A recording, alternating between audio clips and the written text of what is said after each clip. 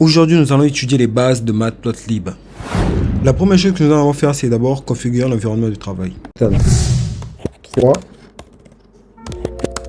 M V E N V et le nom de l'environnement. Ensuite, on va se rendre dans l'environnement qu'on a créé et on va faire un pwd pour obtenir la directory où on se trouve. Et on va faire source /bin /activate pour activer l'environnement. Donc là, l'environnement est activé et ce que nous allons faire, c'est d'abord créer un fichier appelé main.py ici. Donc je vais utiliser touche main.py. Ok, maintenant qu'un fichier est créé, ce que nous allons faire, c'est installer d'abord la bibliothèque dont nous avons besoin. Ici, c'est matplotlib. On va faire pipe install matplotlib.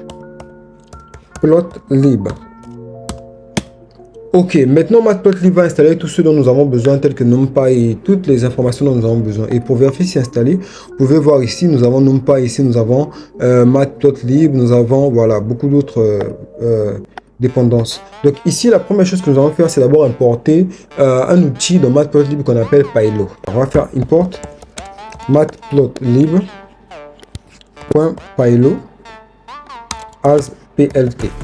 On importe ça comme PLT parce que voilà, utiliser matplotlib.pylo à tout moment ça peut être chiant. Donc voilà pourquoi on utilise ça comme PLT. Donc ça sera simple, on va juste appeler PLT, PLT fait ceci, PLT fait cela.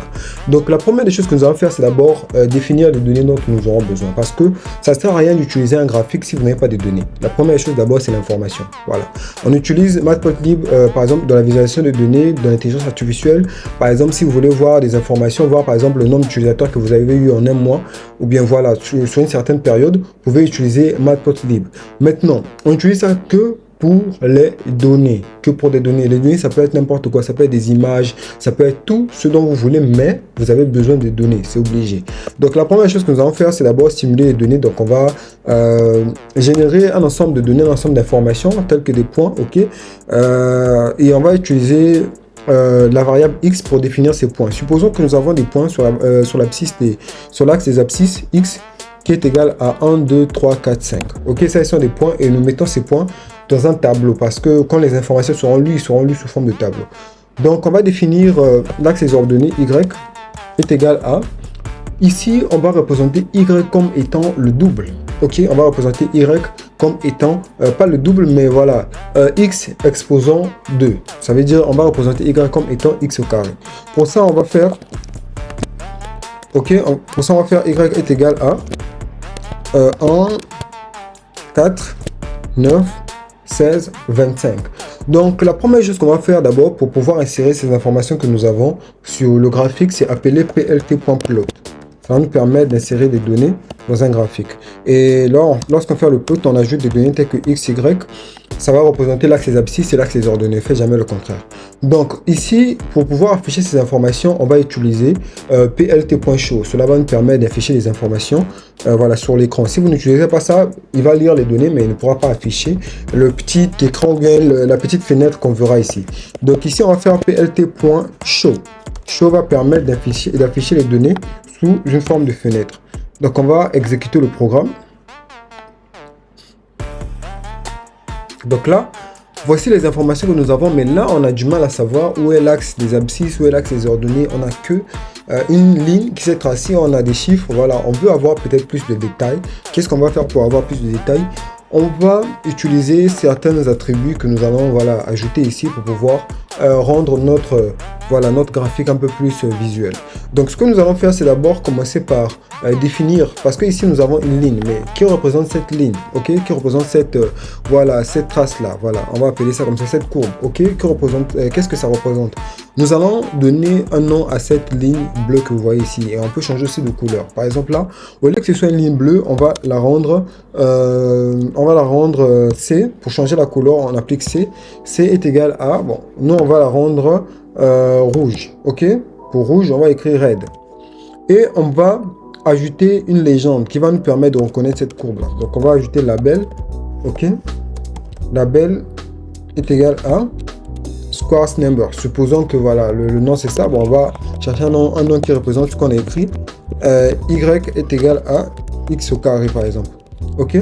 Donc ici, ce qu'on va remarquer, c'est que là, nous n'avons pas ajouté plt.legend. plt.legend. Ok. Donc là, ce que nous allons remarquer, c'est que là, nous avons une légende qui est juste à côté. Cette légende représente notre, notre courbe. On va appeler ça comme ça, x qui a pour valeur xy qui a pour nom, ok, label ou nom, x est égal à y au carré. Donc, comme vous voyez là, il y a beaucoup plus de précision. Là, nous savons que cette trace-là, ce trait x, ce trait rouge représente x est égal à y est égal à x au carré. Donc ici, c'est la première chose que nous allons faire. La deuxième chose que nous allons faire, c'est pouvoir donner un titre à notre graphique. Parce que actuellement, notre graphique n'a pas de titre. Donc, on doit lui donner un titre, moi. On va faire plt.title. Cela va permettre d'ajouter un titre à notre graphique. Donc ici, le title peut être, voilà, même quadratic function. Et on va exécuter. Là, on voit que nous avons un nouveau titre. Et on peut faire plusieurs choses. Par exemple, là, nous voyons que c'est direct. Là, on peut changer ça. On peut rendre ça des cercles. Par exemple, si on ne peut pas avoir un trait, on peut avoir des cercles. Pour ça, on va rajouter, juste ici, on va rajouter O. Donc, le O là va faire comprendre voilà, à Python que nous voulons des cercles et que nous ne voulons pas voilà, un trait. Donc ici, tel que vous voyez, nous avons des cercles. Et on peut rajouter, on peut changer en fait ce que nous voulons voir. Par exemple, si nous voulons voir des petits traits qui sont séparés, on va rajouter tout simplement ça. Et ça va séparer des traits par des petits espaces. Donc là, on a une vision un peu plus claire de ce que nous sommes en train de faire. Donc, vous pouvez aussi rajouter d'autres choses telles que rajouter des grids. Par exemple, si là, vous avez du mal à savoir où se trouve exactement l'intersection entre ces points-là, vous pouvez tout simplement rajouter plt.grid. Donc, cela va rajouter des grids, ok?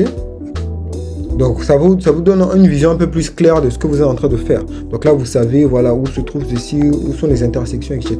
Donc ici, vous pouvez facilement manipuler en ajoutant certaines fonctions. Par exemple, si vous voulez avoir un nom sur l'axe des abscisses, par exemple, sur l'axe des abscisses, vous voulez avoir un nom, sur les ordonnées, si vous voulez avoir un nom, vous pouvez tout simplement faire plt.xlabel, ok, est égal à x axis et plt.ylabel est égal à y axis. Donc vous allez remarquer que les données ont quand même un peu changé. Là nous avons voilà, plus d'informations et vous pouvez faire ça avec n'importe quoi. Déjà il faut retenir que les informations que Matplotlib prend, il les prend en tant que des données NumPy. Ça veut dire que ce sont souvent des informations, des tableaux, ok, des tableaux NumPy. Donc vous pouvez utiliser NumPy avec Matplotlib. De toutes les façons, c'est ce que vous utilisez avec Matplotlib. Ici ça c'est une représentation simple, mais on peut rendre cela un peu plus intéressant en ajoutant NumPy. On va importer NumPy as np et cette fois-ci on va définir x comme étant np.linespace. Linespace nous permet de définir le nombre d'éléments que nous voulons voir dans un tableau, le type d'éléments et on peut préciser en fait de quel chiffre ça peut commencer jusqu'à quel chiffre ça va s'arrêter. Par exemple, si on veut que les chiffres qu'on aura dans le tableau puissent commencer à partir de 0 jusqu'à 10, on doit préciser cela. Et on va préciser la quantité d'éléments, donc la quantité de données. Moi, je vais préciser 100. Donc ici, nous avons déjà notre variable x qui est égale à np.linespace de ces informations que vous voyez. Et on va définir y comme étant x au carré. Donc c'est seulement la fonction que vous connaissez, f de x est égal à x au carré. Donc c'est un peu comme ça, quoi. Donc du coup, ce que nous allons faire, c'est afficher ces informations. Vous allez voir que ça va s'afficher de façon propre ici.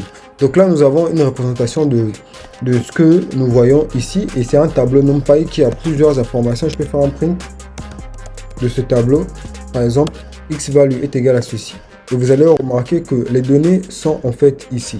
Et que ce sont ces informations-là qui sont traduites. Donc, Y représente tout simplement l'exposant de toutes ces informations, de tous ces tableaux que vous voyez là. Donc, ce sont des informations. Et il faut savoir que ici, on ne prend en compte généralement que les chiffres. Donc, ici, on ne prend que des chiffres. Et même les images, le son et certaines informations, la plupart des données ne sont que des chiffres. Et chaque information représente quelque chose. Tel que dans les images, chaque information représente des pixels. Et ça commence généralement, quand on est sur une image en 2D, ça commence généralement de 0 à 255. Donc, si vous avez besoin de plus d'informations sur comment utiliser Matplotlib, dites-le moi en commentaire. On se revoit à la prochaine vidéo.